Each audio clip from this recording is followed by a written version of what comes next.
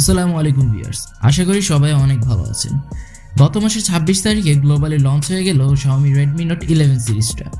So সেই সিরিজেরই মোট 4টি ফোন লঞ্চ হবে। তো তার মধ্যে একটি হচ্ছে Redmi Note 11S। এই ফোনটা খুব শীঘ্রই বাংলাদেশ এবং ইন্ডিয়ার বাজারে অফিসিয়ালি চলে আসবে, যেটা হচ্ছে এর গ্লোবাল ভার্সন। অলরেডি কিন্তু আমরা এই ফোনগুলোর চায়না ভ্যারিয়েন্টগুলো দেখতে পাচ্ছি মার্কেটে, বাট আর গ্লোবাল ভার্সনে কী থাকছে এবং কোনো চেঞ্জেস থাকছে কিনা, কি প্রাইস রেঞ্জে লঞ্চ হবে, কবেই বা লঞ্চ হবে, সেই সব কিছু বলবো আজকের ভিডিওতে। সো ভিডিওটি স্কিপ করবেন না, ফুল ভিডিওটি শেষ পর্যন্ত দেখবেন। পুরো ভিডিও জুড়ে মাইন থাকছে আপনাদের সাথে। আপনারা দেখছেন tech talk with mine. Video শুরু হওয়ার আগে যারা এখন আমাদের চ্যানেলটি সাবস্ক্রাইব করেনি তারা এখনই সাবস্ক্রাইব করে পাশে থাকা বেল আইকনটি প্রেস করে দিন।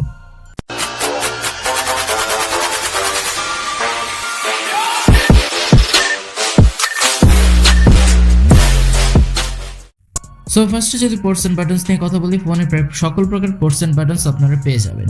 ফোনের রাইট সাইডে থাকছে এর পাওয়ার বাটন এবং ভলিউম কি রকার, এবং এর পাওয়ার বাটনে থাকছে এর ফিজিক্যাল ফিঙ্গারপ্রিন্ট সেন্সর। পেছনে আসলে এর কোয়াড ক্যামেরা সেটআপটা পেয়ে যাবেন, নিচে আসলে এর ব্র্যান্ডিংটা রয়েছে। ফোনটার পেছনে ফুল ম্যাট ফিনিশ থাকছে। ওপরে থাকছে 3.5 millimetre headphone jack, speaker grille এবং সেকেন্ডারি নয়েজ ক্যান্সেলেশন মাইক। নিচে আসলে পেয়ে যাবেন USB Type-C charging port, primary noise cancellation mic এবং স্পিকার গ্রিল। তো মূলত এই ছিল এর পোর্টস অ্যান্ড বাটনস। ফ্রন্ট আসলে পেয়ে যাবেন একটি ফুল ভিউ ডিসপ্লে, যেটার মাঝ বরাবর 5 হোলের মাধ্যমে সেলফি ক্যামেরাটি বসানো রয়েছে। অ্যান্ড রিয়েলি যেটা মনে হচ্ছে যে এর নিচের যে ভেজেলটা রয়েছে এটা আমার কাছে একটু বড় মনে হয়েছে, আর একটু চেইন রাখা যেত। অ্যান্ড ভিউয়ার্স, এটার পেছনে কিন্তু ম্যাট ফিনিশ রয়েছে, যার ফলে কিন্তু হাতের আঙ্গুলের ছাপ পড়ার সম্ভাবনা খুবই কম থাকছে। তবে এই ডিসপ্লেতে কিন্তু রেডমি খুব চমৎকার একটি ডিসপ্লে দিয়েছে, কারণ এখানে থাকছে 6.4 ইঞ্চের ফুল HD+ রেজলিউশনের একটি অ্যামোলেড ডিসপ্লে, যেটা 90 হার্জের রিফ্রেশ রেট অ্যান্ড এটার পিক ব্রাইটনেস হচ্ছে 1000 নিটস। এর PPI ডেনসিটি হচ্ছে 409 এবং এটার প্রোটেকশন হিসেবে থাকছে কর্নিয়া গোরিলা গ্লাস 3। সো বলতে গেলে যারা মাল্টিমিডিয়া কনজাংশন করবেন তাদের জন্য কিন্তু খুবই ভালো একটি ডিসপ্লে আমার কাছে মনে হয়েছে, কারণ এটাতে কোনো প্রকার কালার কিংবা শার্পনেসের ঘাটতি আপনারা একেবারেই লক্ষ্য করবেন না। প্লাস এটাতে যেহেতু 90 হার্জের রিফ্রেশ রেট থাকছে, সো টাচ রেসপন্সটা বেশ ভালো পাবেন। ইনফ্যাক্ট আমার কাছে যেটা মনে হয়েছে, গেমিং এক্সপিরিয়েন্সটা খুব ভালো পাবেন এই ডিসপ্লে থেকে। অ্যান্ড যারা বেশিরভাগ সময় আউটডোরে ফোন ইউজ করেন তাদের জন্য বেশ ভালো হবে। 1000 নিটস পিক ব্রাইটনেস রয়েছে, আউটডোরেও একটা ভালো পারফরমেন্স পেয়ে যাবেন। পারফরমেন্স সেকশন নিয়ে যদি বলি, আউট অফ দ্য বক্স পেয়ে যাবেন Android 11, যার ব্যাকহ্যান্ডে থাকছে Xiaomi UI 13।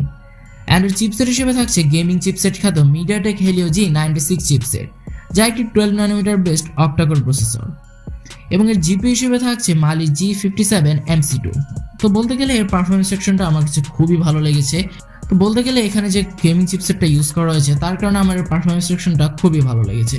আপনারা যে কোনো টাইপের হেভি গেম খুব স্মুথলি এই ফোনটা দিয়ে খেলতে পারবেন। অ্যান্ড আপনাদের জন্য একটা কথা বলে রাখি, সেটা হচ্ছে আপনার পাবজি যে গেমটা রয়েছে সেটা কিন্তু আপনারা 60 FPS পর্যন্ত খেলতে পারবেন এই ফোন দিয়ে।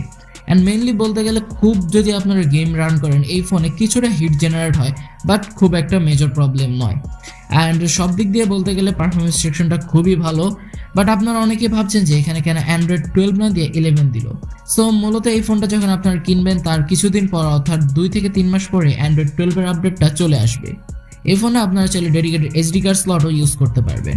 অ্যান্ড এর মোট 3টি ভ্যারিয়েন্ট গ্লোবালি লঞ্চ হয়েছে। একটি হচ্ছে 6GB RAM 64GB ROM, 6GB RAM 128GB ROM এবং 8GB RAM 128GB ROM, যার স্টোরেজ টাইপ হিসেবে থাকছে 2.2 এবং এর র্যাম টাইপ হিসেবে থাকছে LPDDR4। অ্যান্ড আরেকটি বিষয় হচ্ছে ভিউয়ার্স, আপনারা কিন্তু এই ফোনের ভিতরে র্যাম এক্সটেন্ড করারও সুবিধা পাচ্ছেন, অর্থাৎ আপনারা চাইলে 3 থেকে 5GB পর্যন্ত র্যাম এক্সটেন্ড করতে পারবেন। শুরুতে বলে দিয়েছিলাম এর ক্যামেরা সেকশনে থাকছে কোয়াড ক্যামেরা সেটআপ, যার মেইন ক্যামেরা হিসেবে থাকছে 108 মেগাপিক্সেলের একটি সেন্সর, 8 মেগাপিক্সেলের একটি আলট্রাওয়াইড ক্যামেরা, 2 মেগাপিক্সেল করে একটি ম্যাক্রো শুটার এবং একটি ডেপথ সেন্সর। সো ফার্স্টলি বলে রাখি, এখানে যে 2 মেগাপিক্সেলের দুটো সেন্সর ইউজ করা হয়েছে সেটি একেবারেই আজাইরা, বাট ধন্যবাদ রেডমিকে এখানে একটি 8 মেগাপিক্সেলের আলট্রাওয়াইড ক্যামেরা দেওয়ার জন্য। বাট আমার কাছে যেটা মেজরলি মনে হয়েছে সেটা হচ্ছে যে 2 মেগাপিক্সেলের দুটো সেন্সর না দিয়ে 5 মেগাপিক্সেলের একটি সেন্সর দিলেও হয়তো এফেক্টিভ হতো। যাই হোক, দুঃখজনকভাবে এই ফোন দিয়ে আপনারা 1080p মাত্র 30 FPS পর্যন্ত রেকর্ড করতে পারবেন। অ্যান্ড আমি অবশ্যই আশা করেছিলাম যে এরকম একটা বাজেটে কমপক্ষে 60 FPS পর্যন্ত রেকর্ড করা যাবে। বাট মেইনলি বলতে গেলে এর ক্যামেরা পারফরমেন্সটা বেশ ভালো পাওয়া গিয়েছে। অ্যান্ড ডিটেলস কিংবা শার্পনেসের কোনো প্রকার ঘাটতি লক্ষ্য করা যায়নি। অ্যান্ড এই ফোনে কিন্তু নাইট মুড ফিচার রয়েছে, আরও বিভিন্ন ধরনের ফিচার আপনারা এখানে পেয়ে যাবেন। প্রো মুডও রয়েছে। অ্যান্ড আলট্রাওয়াইড ক্যামেরার কথা যদি বলি, আলট্রাওয়াইড ক্যামেরাটাও বেশ ভালো ছিল। ইনফ্যাক্ট আপনারা যারা গ্রুপ ফটো তুলবেন সেক্ষেত্রে খুব কাজে আসবে। ফ্রন্টে থাকছে 16 মেগাপিক্সেলের একটি সেলফি ক্যামেরা, যেটা দিয়ে আপনারা মাত্র 1080p 30 fps রেকর্ড করতে পারবেন। অ্যান্ড এর ফ্রন্ট ক্যামেরা অ্যাপারচার হচ্ছে 2.4। তো বলতে গেলে এর ফ্রন্ট ক্যামেরাটা বেশ ভালো পারফরমেন্স পাবেন অ্যান্ড ছবিগুলোকে বেশ রিয়েলিস্টিকই লাগছিল। সো কোনো প্রকার প্রবলেম এখানে আপনারা ফেস করবেন না। আরেকটি ভালো বিষয়, এই ফোনে কিন্তু আপনারা ডুয়াল স্টেরিও স্পিকার পাচ্ছেন, যা সাউন্ড কোয়ালিটিটাও খুবই জোস। ব্যাটারি ব্যাকআপ নিয়ে যদি কথা বলি, এই ফোনে থাকছে 5000 mAh ব্যাটারি ব্যাকআপ, যেটাকে চার্জ দেওয়ার জন্য বক্সে পেয়ে যাবেন 33 ওয়াটের ফাস্ট চার্জার। আর মাত্র 1 ঘন্টার মধ্যে আপনারা এই ফোনটা ফুললি চার্জ করতে পারবেন, যেটা কোম্পানি দাবি করছে। অ্যান্ড এটার যে আমি শুনতে পেরেছি যে এটা রিয়েল, যে 1 ঘন্টার মধ্যে ফোনটা ফুললি চার্জ করা সম্ভব। তো ভিউয়ার্স, আপনারা যারা নর্মাল ইউজার রয়েছেন তারা কিন্তু 1.5 দিনের অধিক সময় এই ফোনটা থেকে ব্যাকআপ পাবেন, বাট কিছুটা সময় হয়তো কমও পেতে পারে, কারণ এই চিপসেটটা কিন্তু 12 ন্যানোমিটার আর্কিটেকচারে বিল্ড। সো খুব একটা পাওয়ার এফিশিয়েন্ট চিপসেটও না, সেক্ষেত্রে আপনারা হয়তো ব্যাটারি ব্যাকআপে কিছুটা সমস্যা পাবেন, বাট সেটা কোনো প্রকার মেজর প্রবলেম হবে না। অনায়াসেই যারা রেগুলার ইউজার রয়েছেন 1.5 দিনের মতো ব্যাকআপ পাবেন।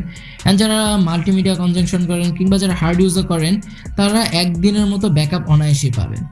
অ্যান্ড গেমিং এক্সপিরিয়েন্সের ক্ষেত্রে 4 থেকে 5 ঘন্টার মতো অনায়াসে গেমিং করতে পারবেন এই ফোনটা দিয়ে।